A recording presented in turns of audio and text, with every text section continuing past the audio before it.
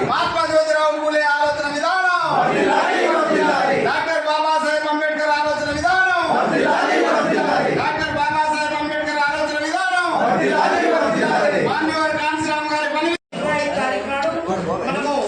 ఒక మీటింగ్ ఏర్పాటు చేసుకొని ఒక 10 మంది నాయకులతోని ఒక మీటింగ్ ఏర్పాటు చేసుకొని పోరాడి మనకు అనేకమైనటువంటి అవకాశాలు కల్పించి రాజ్యాధికార మార్గాన్ని చూపెట్టి ఆ మార్గంలో ఎలా నడవాలి ఎలా నడవకూడదు మన మొన్నటికి మొన్న రేవంత్ రెడ్డి ఏమో కాంగ్రెస్,